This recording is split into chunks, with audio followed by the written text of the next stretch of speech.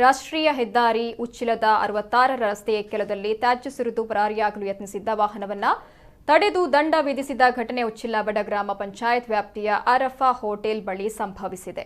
ನಿನ್ನೆ ಸಂಜೆ ಹುಬ್ಬಳ್ಳಿ ಮೂಲದ ವಾಹನವೊಂದು ಮಂಗಳೂರಿನ ಮಾರುಕಟ್ಟೆಯಲ್ಲಿ ಕಲ್ಲಂಗಡಿ ಲೋಡ್ ಇಳಿಸಿದ್ದ ಚಾಲಕ ಮರಳಿ ಹುಬ್ಬಳ್ಳಿಯತ್ತ ಚಲಿಸ್ತಾ ಇದ್ದಾಗ ಉಚ್ಚಿಲದ ರಾಷ್ಟ್ರೀಯ ಹೆದ್ದಾರಿ ಬಳಿ ಕೊಳೆತು ಹೋದ ಕಲ್ಲಂಗಡಿ ತ್ಯಾಜ್ಯವನ್ನು ಸುರಿದು ಪರಾರಿಯಾಗಲು ಯತ್ನಿಸಿದ್ದಾನೆ.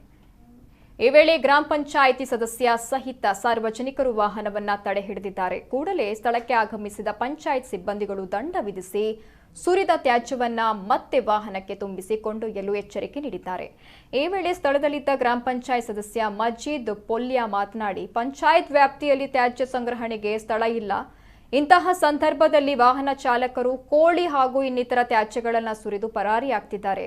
ರಸ್ತೆ ಪಕ್ಕದಲ್ಲಿ ಯಾರೇ ತ್ಯಾಜ್ಯಗಳನ್ನು ತಂದು ಸುರಿದರೆ ಅವರ ಮೇಲೆ ಕ್ರಮ ಕೈಗೊಳ್ಳಲಾಗುವುದು ಅಂತ ಎಚ್ಚರಿಕೆ ನೀಡಿದ್ದಾರೆ.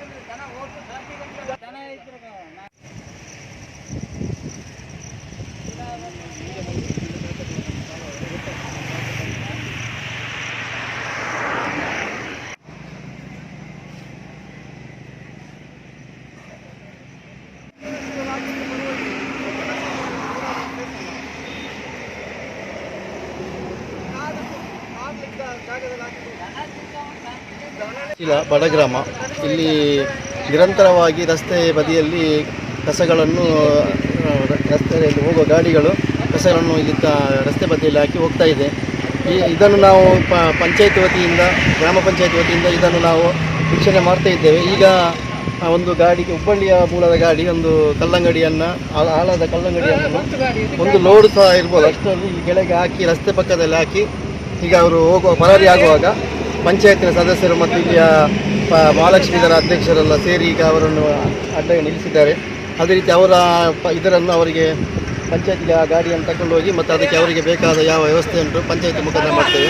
ಇಲ್ಲಿ ನಮ್ಮ ಸಮಸ್ಯೆ ಹೇಳಿದರೆ ಇಲ್ಲಿ ಗ್ರಾಮದಲ್ಲಿ ಕಸ ಹಾಕಲಿಕ್ಕೆ ಸಾರ್ವಜನಿಕರಿಗೆ ಮತ್ತು ನಮ್ಮ ಪಂಚಾಯತಿಗೆ ಸದಸ್ಯ ಕಸ ಹಾಕಲಿಕ್ಕೆ ಜಾಗ ಇಲ್ಲ. ಅದರಡೆಯಲ್ಲಿ ಇಂಥ ವಾಹನಗಳು ಯಾವಾಗ ನೋಡಿದರೆ ಒಮ್ಮೆ ಕೋಳಿಯದ್ದು ಮತ್ತು ಅದೇ ರೀತಿ ಬೇರೆ ಬೇರೆ ರೀತಿಯಲ್ಲಿ ಇಲ್ಲಿ ಹಾಕಿ ಹೋಗ್ತಾರೆ.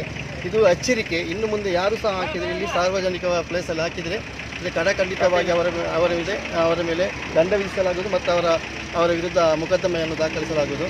ಇದು ಇವರನ್ನು ಈಗ ಪಂಚಾಯತ್ಗಳಲ್ಲಿ PDO ಮುಖಾಂತರ ಯಾವ ರೀತಿ ಇವರಿಗೆ ಮುಂದಿನ ಕ್ರಮವನ್ನು ಕೈಗೊಳ್ಳುವುದಂತಲ್ಲಿ